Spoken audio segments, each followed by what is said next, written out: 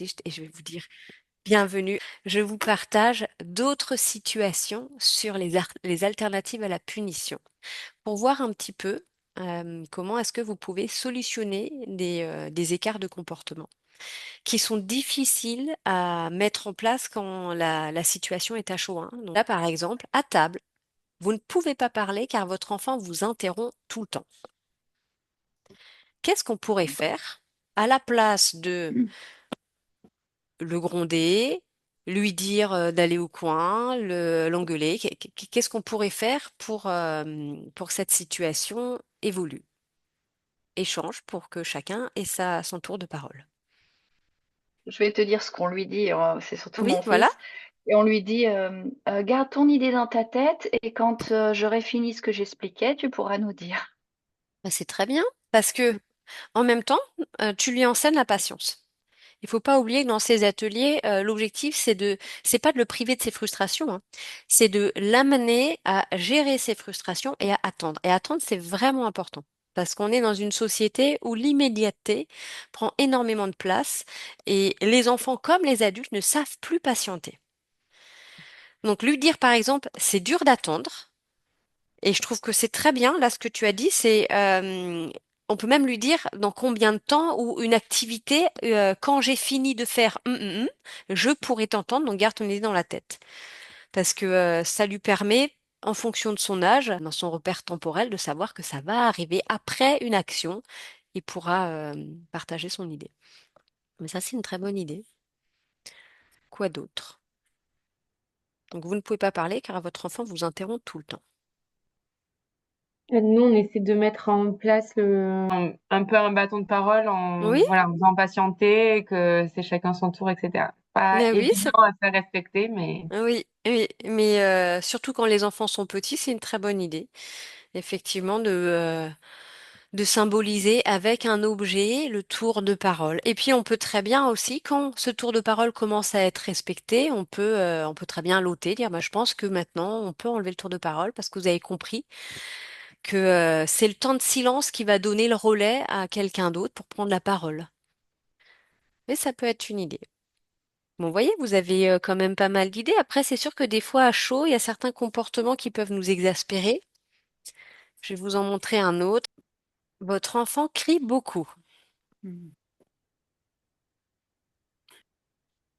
Moi, j'ai pu lui dire: «Je t'entends pas quand tu cries». Ah oui, oui, c'est vrai que de prendre l'attitude opposée, Mmh. ça peut être une idée, tout à fait. Ouais. Parce que comme on le disait avant, c'est vrai que l'objectif, c'est de couper avec le comportement pour éviter nous d'être contaminés aussi.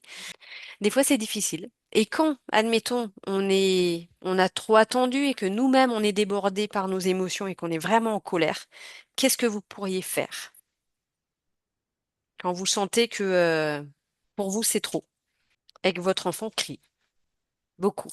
Qu'est-ce que vous pourriez faire? Tu veux dire que nous, on est en colère et on est prêt à exploser? Oui, Ouais, parce que ça va ben, arriver encore, hein, soyons honnêtes. oui, oui, oui. Toutes ces Heu, habilités, c'est bien beau, mais c'est pas non plus un coup de baguette magique. Il y a des moments, on reste humain et on a aussi notre journée dans les pattes. Donc, qu'est-ce qui se passe quand votre enfant, bah, le mieux vous serait de sentez que lui partir et aussi, aller se calmer, quoi. S'isoler pour se calmer soi-même, ce serait le mieux. ce serait l'idéal. Si on arrive à trouver une alternative pour se calmer en même temps que l'enfant, comme je le disais avant, tu me parlais de l'exemple du retour au parc, où j'imagine que toi, ça doit bouillonner aussi, eux, les enfants sont excités, et pouvoir en simultané proposer une activité, chanter ensemble, faire une comptine si c'est des tout petits, faire écouter Tom le chat ou une activité de relaxation, de respiration. Si on arrive à les accompagner en faisant ensemble, et si ça marche, bah c'est super. Mais des fois, on a vraiment besoin d'avoir ce moment si on peut, parce que des fois on peut pas être relayé ou on est peut-être dans un endroit où on ne peut pas laisser l'enfant seul. Là, on peut pas dire, bah écoute, je te laisse au parc parce que j'en peux plus et je reviens après. Mais si on est à la maison et qu'on peut à ce moment-là envisager que bah, on fasse un temps mort, on fait une pause Et c'est important que après, si ça devient une habitude, que ce soit vraiment explicité auprès de l'enfant pour qu'il comprenne que c'est pas un moment de rejet, mais que c'est vraiment un temps de pause qui est nécessaire et on sait que ça fera du bien aux deux parties et que l'objectif, c'est de mieux se retrouver. Que lui, comme vous ayez vos espaces pour vous ressourcer. Et s'il y a vraiment trop de colère, évidemment, ben oui, vous le dites avec votre colère, sans attaquer la personnalité de l'enfant. Et lui dire là, en fait, je suis trop furieuse, j'aime pas du tout ce comportement, j'aime pas cette situation. Et pas je te supporte pas, ou, mais on parle d'un comportement de situation. J'ai besoin de calme.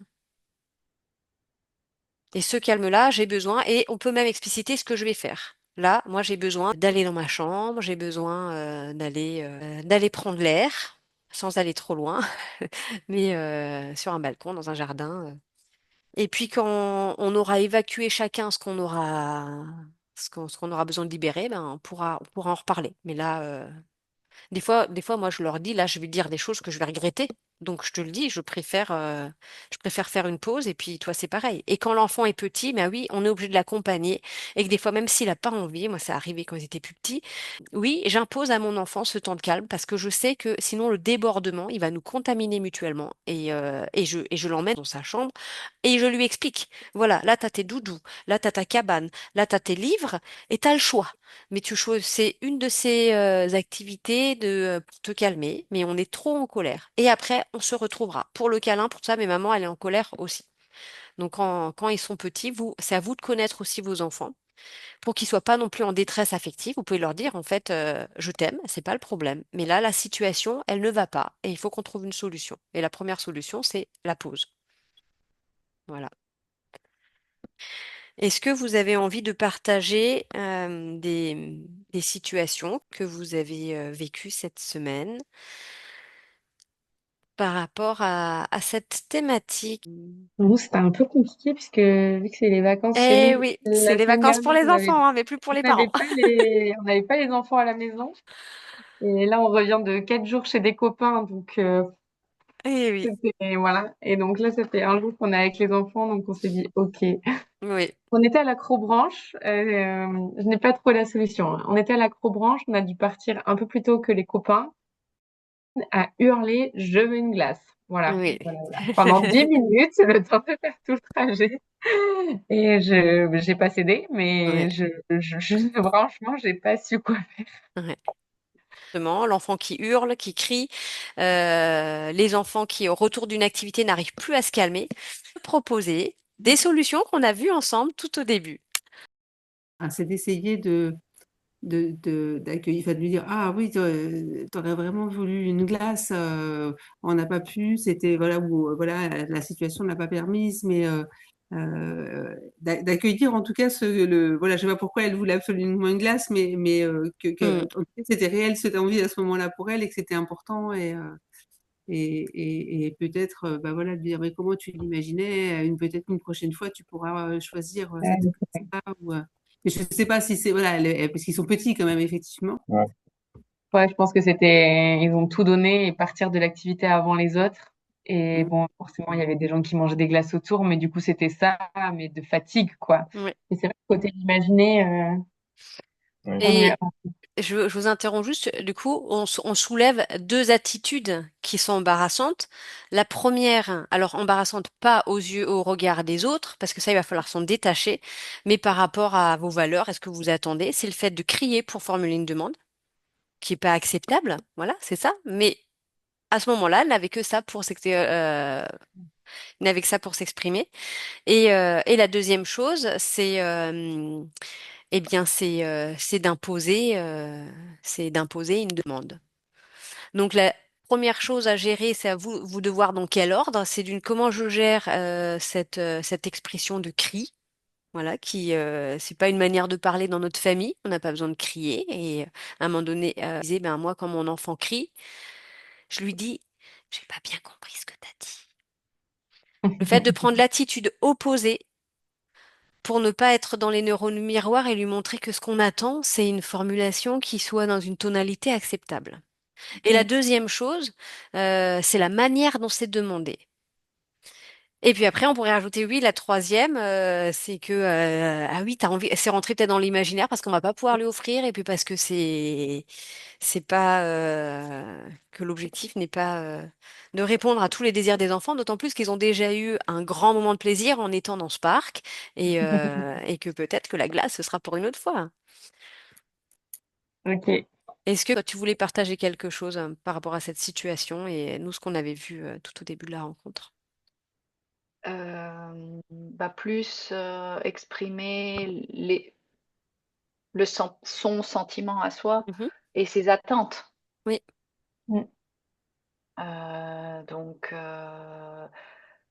ils ont joué au parc, c'était important pour eux, ils en ont bien profité, voilà.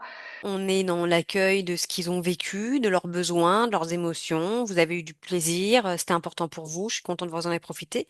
Et, euh, et je m'attends. Et ce qui est important quand tu as quelque chose à dire, c'est de le dire peut-être d'une autre manière, hein, de le dire peut-être plus calmement, sans crier. Et je pense qu'on a eu assez de plaisir aujourd'hui. Mais si tu veux, tu peux me parler de la glace. Comment est-ce que tu l'imagines? Comme ça, un jour, on pourra s'offrir en vrai. Mais là, maintenant, dis-moi comment tu la voudrais, ta glace. Et quoi d'autre? Ce qui me vient, c'est ce qu'on disait tout à l'heure, c'est effectivement de pouvoir proposer peut-être autre chose. Alors, je ne sais Oui. pas si c'était possible dans la voiture, mais de proposer peut-être de mettre une musique, de chanter ensemble une chanson qu'ils connaissent bien. Ou, Ouais. Et par rapport en fait à la courbe d'énergie que j'expliquais, c'est que là vos enfants ils ont eu des journées ils ont eu des vacances qui étaient ressourçantes, vivantes, avec beaucoup d'activités qui leur permettaient de s'exprimer, sortir un peu de leur cadre. Et quand une journée comme ça se passe, eh bien nous notre rôle de parents c'est de les guider pour essayer de redescendre en énergie et pouvoir passer de l'énergie physique, de l'action à de la concentration et reconnecter en fait cérébralement sa capacité à réfléchir, à raisonner. Et sauf que l'enfant, là, en fin de journée, ils sont excités. Ils ont eu, moi, quand je les emmène au parc, quand on rentre, ils sont tellement excités que moi, je leur dis, bah, on n'ira plus au parc. Mais je sais que c'est pas ce qu'il faut dire. Mais du coup, je sais pas parce que je comprends, en tant que parent, on n'a plus envie. Mais parce que, Mm. et ce que j'expliquais aussi avant, c'est quand j'étais enseignante, la difficulté qu'on peut avoir, par exemple, c'est le retour de la récréation. Oui, parce qu'à la récréation, ils jouent, ils crient, ils courent, ils s'expriment, en fait. Et retour, en classe, ils doivent tout de suite être disciplinés, calmes et rentrer dans les apprentissages. Et là, on leur demande de connecter des hémisphères qui fonctionnent pas ensemble. En même temps, on leur demande de passer du cerveau du bas au cerveau d'en haut. Vous vous souvenez? Donc, Ouais. cerveau du bas, ce sont les actions, c'est l'instinct de survie. Je joue au chat et à la souris, je vais mourir. Puis après, tout d'un coup, il faut que je connaisse mon cerveau du haut pour déchiffrer ce qui est au tableau. Et c'est le rôle de l'adulte de l'aider à passer, à faire cette transition entre le cerveau du bas et le cerveau du haut, par des activités de retour au calme, et je vais vous en envoyer plusieurs, des activités de recentrage pour essayer de synchroniser les deux hémisphères, c'est-à-dire la raison et l'imagination. Et ça peut être, par exemple, des exercices de coordination physique, si on est obligé de passer par le corps. Un jeu de mime. Moi, ce que je faisais avec mes élèves, je leur proposais de se mettre à deux et ils devaient, quand on fait le jeu, les jeux que font les enfants, qu'ils doivent se taper dans les mains et qu'ils doivent faire des mouvements de synchronisation avec des comptines, ça leur permet de recentrer une attention. Mais attention, il faut que ce soit une activité qu'ils connaissent pas très bien, comme ça ils sont obligés de réfléchir. Sinon, on est de nouveau dans l'automatisme. Donc des fois, moi, je leur racontais une histoire et je leur disais, vous faites les mêmes mouvements que moi. Et je racontais l'histoire d'une poule et je mettais ma main sur la tête, une autre, et je redescendais. Et puis je leur demandais de mettre les doigts voilà, les doigts connectés, puis de faire la crête du coq. Enfin voilà, vous imaginez, vous avez peut-être l'air ridicule, mais on s'en fiche. L'idée, c'est de reconnecter le cerveau du haut pour que l'enfant puisse descendre en activité et passer à la réflexion, ou en tout cas un retour au calme. Quand c'est les vacances, eh bien, les enfants ont souvent une sorte de perte de repères parce qu'ils ont leur routine. Quand il y a école, on se lève à une heure, on mange à une heure, on va à l'école, on rentre. Et ce rythme-là, c'est vraiment quelque chose qui est très rassurant pour l'enfant. Et quand c'est les vacances, eh bien, il faut trouver un moyen pour qu'il y ait quand même des repères normatifs, pour que ça parte pas dans tous les sens. Qu'est-ce que vous pourriez faire, vous, en tant que parent, dès que vous sentez l'arrivée des vacances? et que vous dites, ben voilà, les vacances, ça va être les vacances pour eux, mais moi aussi, j'aimerais que Ouais. ça se passe au mieux. Qu'est-ce qu'on pourrait faire pour anticiper, pour accompagner les enfants pendant cette période de relâchement? Qui a des idées? Peut-être déjà s'il y a des activités de prévues de faire Mhm. un planning comme on peut le faire quelquefois, enfin Mhm. voilà, sur des routines, voilà, mais le faire par rapport aux vacances et Tout à fait, sans que pouvoir ce soit un stress à leur apporter, mais leur dire, bah, pendant les vacances, on va faire ça. Nous, on a un tableau encore, maintenant c'est un tableau Velleda blanc et on note bah, ce qu'on va manger. Alors, toutes les semaines, c'est pas pareil parce qu'il y a des moments où on est tous un peu débordés, on a oublié de noter des choses, mais les rendez-vous importants, les activités. Mais c'est vrai, quand les enfants étaient plus petits, j'avais vraiment un calendrier, des calendriers où il y a déjà des cases pré-remplies avec le lundi, mardi, mercredi, jeudi, vendredi, samedi, dimanche. Et ça nous permettait de mettre des repères d'événements importants. Et on parlait aussi des temps libres, des temps de jeu. Et je vous donne un exemple, quand les enfants se levaient le matin et qu'on n'avait pas envie que ce soit la zizanie, eh bien on mettait à disposition sur la table de la cuisine ou une autre table, une activité de bricolage qu'on anticipait pour que le matin, ça parte pas dans tous les sens et puis qu'ils puissent déjà choisir. Alors, on mettait pas forcément qu'une activité, mais quand ils étaient petits, je leur mettais de la pâte à modeler, je mettais des crayons de couleur avec des cahiers de jeu et comme ça, ils pouvaient aller vers l'activité qui leur donnait envie sans aller bah, chercher d'autres choses à faire qui pourraient partir dans tous les sens. Après, ça n'empêche qu'il y a aussi des moments j'ai envie de dire des moments d'ennui, même si ça existe plus trop dans notre société, mais c'est important, des moments créatifs, des moments imaginatifs, comme bah, quand on a de la chance d'avoir un jardin, pouvoir leur dire que bah, pendant les vacances, bah, il y a un temps dans le jardin ou à l'extérieur qui est obligatoire et non négociable, et, euh, et que là, ils sont libres de faire ce qu'ils ont envie, Ouais. voilà. Mais c'est vrai que de planifier un minimum pour qu'ils aient certains repères, ça peut aider. Autre chose? Ouais, il y avait une Oui. situation, c'était quand tout à l'heure, bah, qui a jeté un caillou sur la tête de son frère. Ah oui. Mais alors là, moi, c'est le genre de situation où je sais pas rester calme, quoi. Enfin, Ah mais c'est normal. c'est trop grave.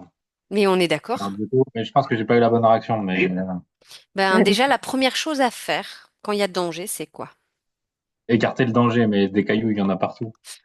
Ah oui, si c'était dehors, oui. Bah alors, Oui, oui, c'était bah, dehors, et en fait, là, le problème, c'est que enfin, une fois que le mal est fait, oui, on enfin, peut plus moi, je sais retourner pas. en arrière. Ouais, Ça, voilà, c'est c'est ça. sûr.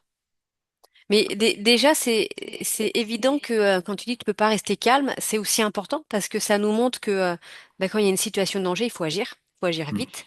Donc là, on peut pas enlever tous les cailloux, mais par contre, on peut retirer l'enfant et le stopper dans son geste. Ça, c'est hyper important. Là, on n'a pas le temps d'accueillir. Oui, je comprends. Non, là, on agit vite parce qu'il y a un risque. On va rapidement voir que l'enfant qui a été blessé aille bien. Et plutôt que de culpabiliser celui qui a jeté le caillou, lui dire, ben maintenant, en fait, on a besoin de toi. Parce qu'il a mal, parce qu'il y a ci, parce qu'il y a ça. Donc, pour l'impliquer Ouais, dans la solution, ben voilà, ça me rendrait service que tu fasses ci, que tu fasses ça, Et après, on parle de ce qui s'est passé. Mais par contre, on agit quand même. Et ouais, on a le ok. droit de ne pas rester calme. Mais sans insulter, attaquer. Mais par contre, on peut l'arrêter en disant, je t'arrête, je ne peux pas te laisser continuer à faire ça. Parce que c'est dangereux, parce que tu peux le blesser. Et que les cailloux sont pas faits pour être jetés à la tête. Ouais. Et si tu mets un peu de voix, c'est pas grave, parce que c'est ton émotion du moment. Et tu peux pas le secouer en hurlant en disant si ça continue, c'est sur toi que je vais jeter le caillou. Non, ça, je l'ai pas dit ça, mais. Voilà. Et Ok. voilà. J'insiste parce que des fois, quand on essaye d'entrer dans une approche de communication, on réfléchit et on oublie que être dans l'action, c'est aussi mettre en sécurité. Et un enfant qui vous tape, qui crache, qui fait mal à quelqu'un, en fait, on le stoppe dans son attitude. On prend sa main pour qu'il arrête, on le canalise et on enlève l'objet qui peut être dangereux ou alors on retire l'enfant et on lui explique en même temps, on ne peut pas rester ici parce que j'ai peur pour les autres enfants, j'ai peur qu'il se passe quelque chose de grave. Et là, il faut qu'on trouve une solution rapidement sur ce qui s'est passé. l'enfant il te dit mais non, c'est pas grave. Ah oui. Et on répond Alors, quoi? qu'est-ce que vous répondez? Bah, il a Mais non, raison ou c'est pas pas? grave, toi. Non? Bah non. Bah alors on lui explique. Bah c'est grave. Est-ce que tu as une idée Ils pourquoi? le disent, qu'ils répètent. Bah Oui, mais oui, oui. Bah oui, mais alors c'est normal pourquoi il dit ça. Il a pas conscience. Bah il n'a pas confiance et Genre, je disais, c'est trop dur pour lui d'imaginer qu'il a fait quelque chose qui est dangereux. Donc ouais, c'est une réaction de protection en fait. On essaye nous aussi au quotidien de relativiser, de dire mais non, parce qu'en fait, imaginer un réel danger, c'est trop stressant. oui, Donc peut-être que quand il dit c'est pas grave, on peut lui dire ben t'aurais voulu que ce soit pas grave, moi aussi j'aurais voulu que ce soit pas grave, mais en fait c'est dangereux. Sache-le, ça ne peut plus arriver. Et peut-être que, alors je ne sais pas, il a fait exprès, pas exprès, peut-être qu'il a voulu expérimenter. Moi je me souviens de mon fils quand il était tout petit, il a pris un marteau en bois, il a tapé sur la tête de sa sœur, mais bien, et parce qu'il était en train d'expérimenter pour voir si. Et aujourd'hui on en rit et il raconte, ben, je voulais juste voir si ça sonnait creux ou pas. Mais, mais c'est vrai que sur le moment, elle était sonnée, sa sœur s'en rappelle bien. ouais, Cette période-là où effectivement ils essayent de tout relativiser, le c'est pas grave, Oui, il y a une période comme ça, ils ont tous une période comme ça. Et c'est vrai que c'est important de pouvoir moduler, parce qu'effectivement, ils apprennent aussi ce qui est grave, enfin, c'est une oui, façon d'apprendre ce qui est grave et ce qui est pas grave. oui. Et effectivement, c'est pas parce que lui dit que c'est pas grave que ça l'est pas. Enfin, Bah ça, oui, c'est... ouais, ouais, ouais, tout à fait. Donc ben là, par exemple, s'il dit c'est pas grave, tu peux donner un exemple. Je dis bien voilà, je vais te dire quelque chose qui n'est pas grave. Et puis vous lui dites ça c'est pas grave, c'est pas grave, c'est pas grave. Si tu jettes le caillou par terre là, c'est pas grave. Mais par contre, si tu le jettes sur la tête de quelqu'un, oui, c'est grave. Parce que qu'est-ce qui risque de se passer après? Eh bien, le cerveau, ça t'aide à réfléchir, ça t'aide à marcher, ça t'aide à faire plein de choses. Et quand on a une blessure au cerveau, ben on a besoin de consulter un médecin. Enfin, ça peut avoir des conséquences. Mais comme ça lui permet de voir, voilà, ça c'est pas grave, la catégorie c'est pas grave et ça c'est grave. Et tout ce qui touche au corps, en fait, mm, on imagine qu'on met une bulle de protection, on ne peut pas y toucher. Mm, mm, mm. Mais je comprends tout à fait qu'il y a des situations, en fait, qui nous mettent hors de nous et que notre première réaction, c'est la mise en protection et que des fois, maladroitement, on va dire des choses ou avoir des attitudes qui peuvent être culpabilisantes. Et après, il faut quand même que l'enfant il réalise qu'il a dépassé une limite, hein. Donc, mais je comprends tout à fait qu'à chaud, on n'a pas toujours les bonnes paroles et les bons gestes. En tout cas, quand il y a danger, d'abord vous agissez et après vous parlez.